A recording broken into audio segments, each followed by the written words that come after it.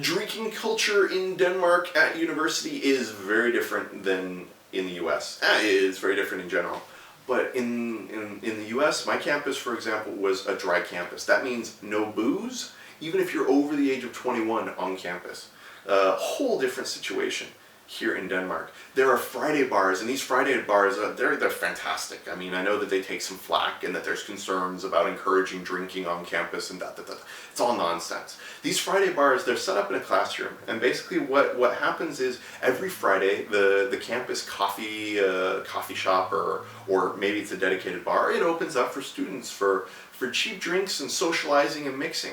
And that drinking is usually fairly responsible. And then there will be a mixture of semester events and semester fests as well. And it's this fantastic spot where the students mix and mingle from their department, or the departments come together, or you go to a different department's Friday bar. And on top of that, you can almost always buy a beer somewhere on campus, and you're not typically going to take that to class, but in some instances, maybe if it's out in the sun and you're having a relaxing day, or immediately after class, you'll go with friends for a couple drinks, and it's sometimes even the professor. And this relaxed approach, it's just so much more mature. It's not, ooh, the alcohol is out here and it's this evil thing. It's just, it's an organic part of it. It's like going for a coffee or having a coffee. Of course, with the reduced inhibitions or relaxation or whatever might go with it.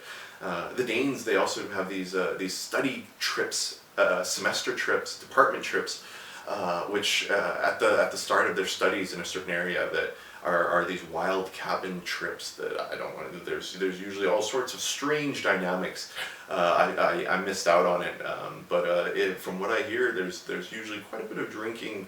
Everybody gets to know each other.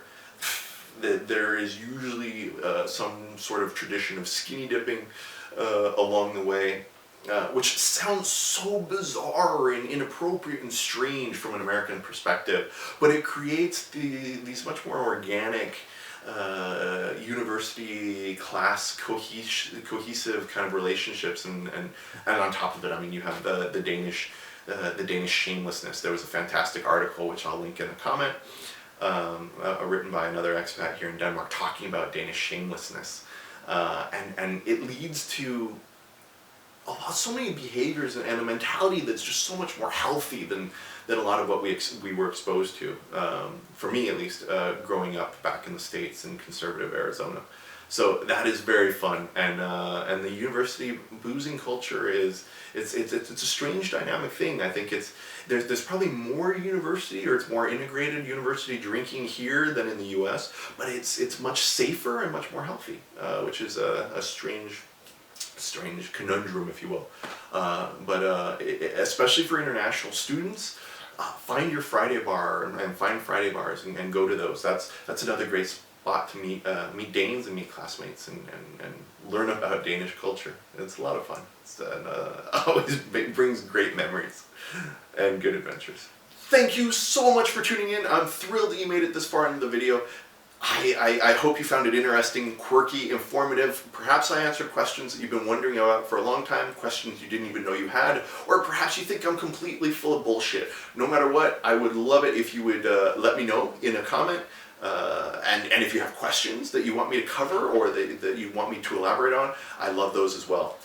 Please subscribe, a thumbs up, a like, a share, all deeply appreciated. And of course, remember, you can always tune in the Virtual Wayfarer, where I blog about travel and these types of topics on a regular basis.